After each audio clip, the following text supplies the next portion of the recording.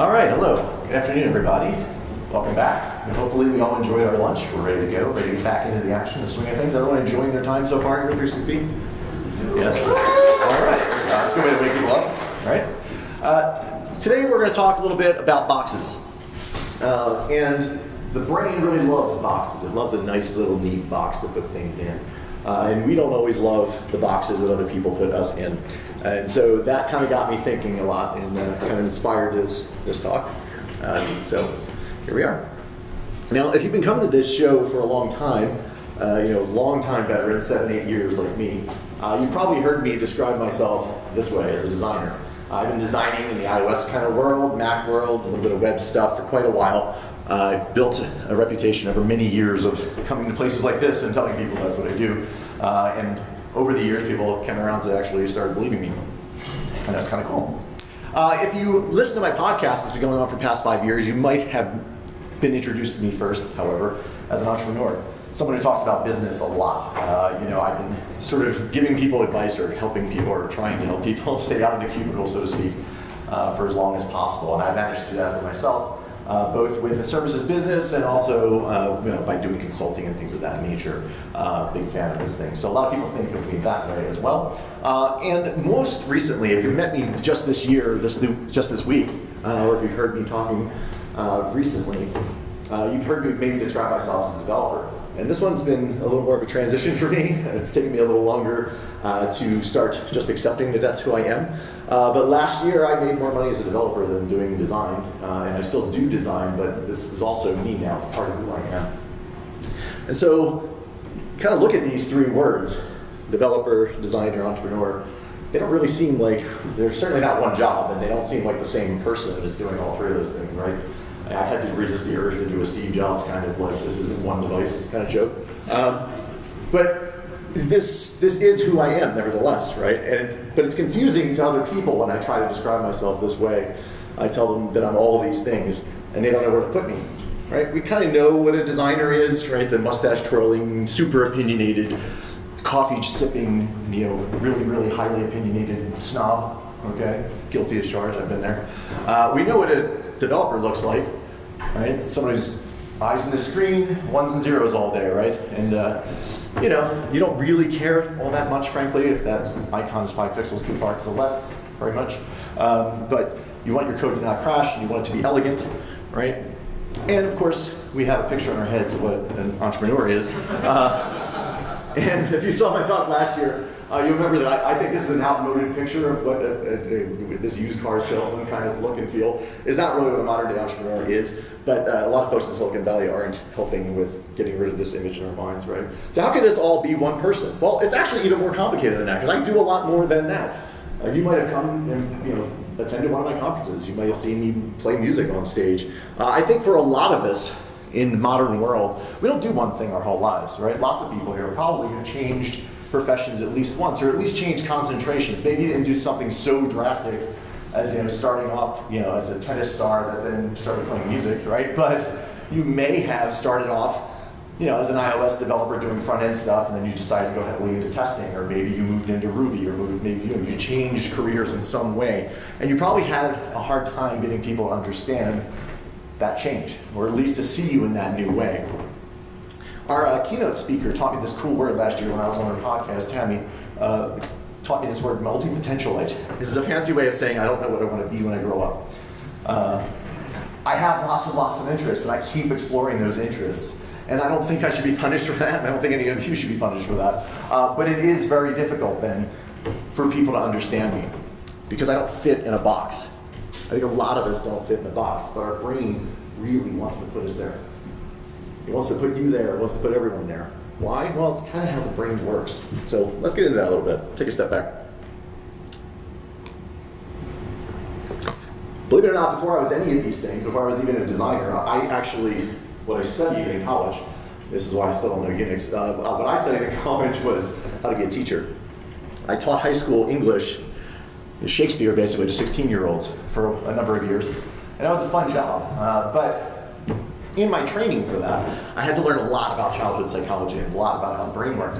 And when you study childhood psychology, one of the names that comes up often is this guy, Jean Piaget, who came up with this overarching theory of cognitive development. Think of him as sort of like the Alan Kay of the psychology world. Did a lot of important theorizing and has a lot of respect in the community. And part of his theory involves this concept of assimilation and accommodation. These are two different things that your brain does when you're very young in order to take in new information, compare it to past experience, and then figure out how to categorize it. Right? They're not really opposites, they're just sort of complementary things that we do in our brain. So we all know what assimilation is, right? Right? Star Trek fans in the room remember the Borg, right? What were the Borg doing when they were assimilating? They weren't killing, right? Their goal wasn't to kill Jean-Luc Picard. Their goal was to assimilate him, which meant to redefine themselves and the collective that they are as Borg plus humanity, right? And then the next Borg plus Klingon, Borg plus whatever. They were bringing more into and expanding the definition of themselves. And that's what we're doing with assimilation. So, the first time you came across one of these creatures when you were young, you looked at it, and it was kind of surprising, and you said to yourself, okay, this thing has 4 legs, and pointy ears, and a long nose, and a tail, and it barks, okay? And, you know, okay, I don't know what this thing is, and you kind of looked at it like freakishly, and some adult, hopefully, in the room said, dog, that's a dog, okay? And you immediately created a brain box called dog in your head. This is what a dog is, okay? And this is how the brain deals with past experiences. So the next time you come across another creature that looks kind of somewhat similar, you say, well, this is a different color. It still has pointy ears and a long nose and tail and it's, you know, sharp teeth, so I think this is a dog too, so I'm just gonna go dog, right? Don't even think twice about it, right? Try getting a computer to do this. Computers usually, if 2 things aren't exactly the same, they'll immediately be like, oh, doesn't match, not equatable, right? The brain doesn't work that way at all. The brain is much more like, assume it is the same thing until someone tells you otherwise, right? So it assumes this is also a dog, and of course the adults say, yes, you're right, dog, you got rewarded. You just assimilated this dog into your definition of dog. So now dogs can be different colors, okay? Great. Let's encounter another creature. Okay, well, this one's ears are different, and it's a different color again, but it's roughly the same size, and it still has a tail, and you know, behaves a little differently. This one seems kind of lazy, but I think it's a dog, so I'm going to say dog. Yes, you're right again, dog. Great. This is wonderful. This is going well. Your dog definition, your dog box is getting bigger and bigger and bigger, and this is what we want when we're young. All right, well, now you're killing me. Is that a dog? What is that, right? And so you kind of maybe go, dog? And yes, you're right, that is a dog. Okay, now at this point, your brain, you've expanded your definition of dog so much, you think anything with 4 legs and fur is a dog, basically. This is great, dogs, I got this down pat, right? Uh-oh. We encountered this thing for the first time, and now we say, okay, well, it's a little different from the others, but it kind of fits dog, right? So you go, doggy! And the brain goes, no, that's a cat. Now we can't assimilate anymore, we have to accommodate. Our brain can no longer expand definition of dog to include this thing, because this isn't a dog. So now we have to break apart, create a new box for cats. Okay? This is what we're doing constantly when we're children. We're constantly having experiences, because we had so little up until then, and we're using those past experiences to inform what we see in front of us and to categorize it, to put it into a box. Okay? And this works out really, really well until, you know, somewhere mid-adolescence, somewhere in your teens and 20s, your brain starts to say, okay, enough with the boxes, okay? I got a lot of boxes here. You start feeling like that end scene of Indiana Jones where it's like, okay, I have too much stuff here. I'm going to start forgetting it. I'm not able to categorize it. I can't build out any more boxes, right? When you see a lion down the way here looking, staring at you, you don't really care if it's a cat or a dog. You just want to run, right?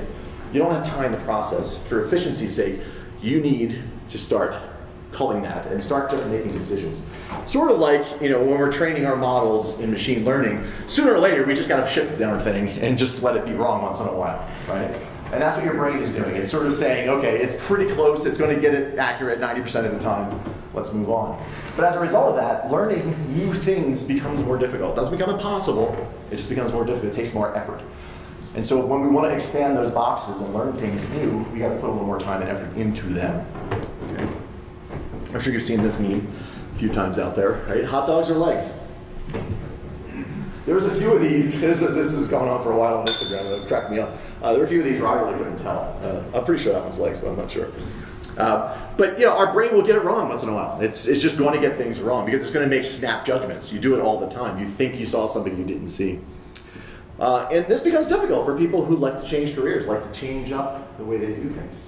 Right? I think of one of my favorite bass players and singers out there, Sting, who started off in the Police. This new wave, pop punk, reggae sound. It was really aggressive and young and viral and everything was cool.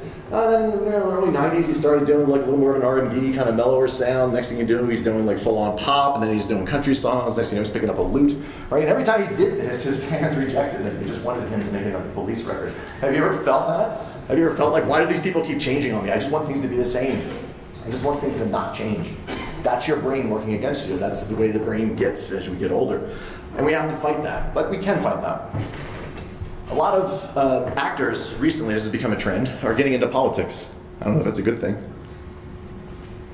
But we've seen it, and every single time when a politician or a new politician comes out who used to do something else, used to be famous for something else, they have to struggle. This is the latest example I can think of. This is Cynthia Nixon. She was on, maybe a lot of you folks weren't fans of Sex and the City, but she was an actress on Sex and the City. And she was great at that, right? And now she's running for governor of New York State, and she's doing quite well. But it took her quite a while to be taken seriously. And that's the nature of things. People don't want to take her. They think she's Miranda. They don't think she's a person who has political ideas of her own. So she had to convince them. And that took a lot of work, but she was able to do it. So back to my dilemma, right? Here I was, this person who's been telling all of you that I've been a designer for I don't know how long. And now I'm looking for work because I do, that kind of thing. I do contracting work, and I have to convince people that I'm now a developer. And it isn't easy, right?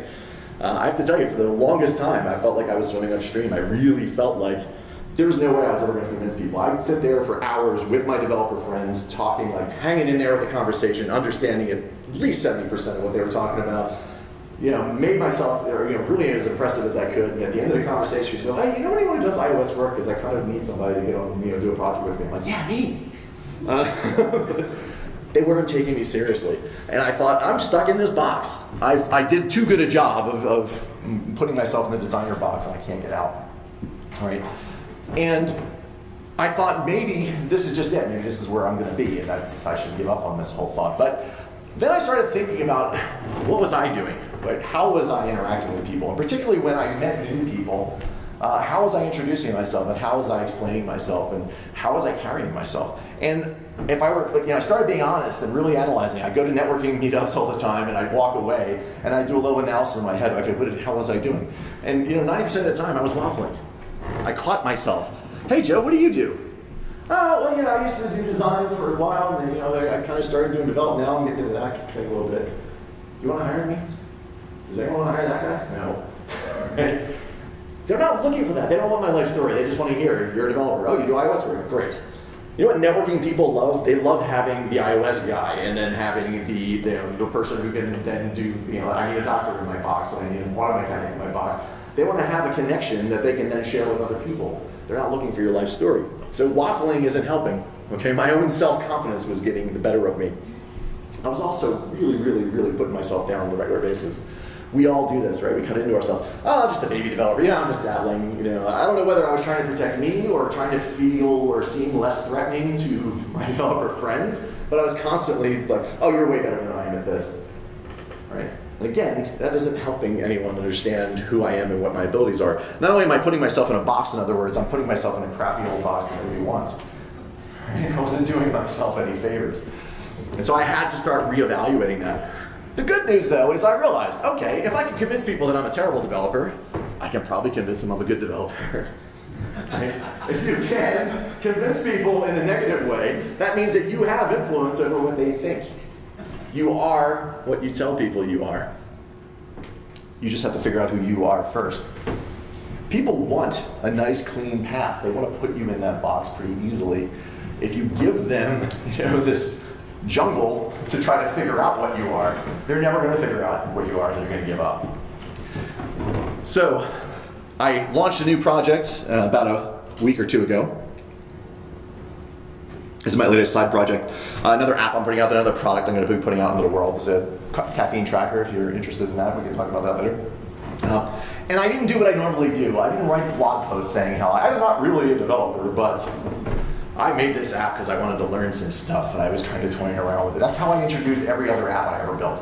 And I realized that wasn't getting me anywhere. So when I built this and I put out my blog post, I started my marketing campaign. I just said, here it is. This is what I wanted to do. I built it. This is my thinking behind it. Here are the business reasons for it. And here it is. Hope you like it. I even threw in some cool buzzwords like machine learning. You want to impress developers? Put those 2 words into your marketing campaign. Oh my God, I've gotten so many emails from people going, ooh, what kind of modeling are you using? Were you able to use Core ML? They just suddenly, immediately started asking me questions like I was the expert. I just kind of threw it in there at the last minute. It is technically true that my notifications are based on machine learning, but I built my own thing. I'm sure if you looked at it, you'd be like, okay, it kind of works. Right? But people are convinced that I'm a machine learning genius because I put 2 words on a website. Okay, now I recognize it's not always that easy for everyone, right? A lot of folks in this room, and this is serious, they're going to get put in a box before they even open their mouth. Because a lot of us didn't have enough experiences. We didn't see enough dogs before we got to that cat, right? Our boxes are too small. Our thinking is too small. And therefore, it becomes that much more of a challenge for a lot of us. It's easy for me, relatively, to convince people that I can do development compared to other people in this room. I know that. And so I feel like, as a community, it's my job to help whenever I see this sort of thing, to encourage people to get out there and to open their minds a little more. Remember what I said earlier, it's not that you can't learn anymore, it just becomes a little harder.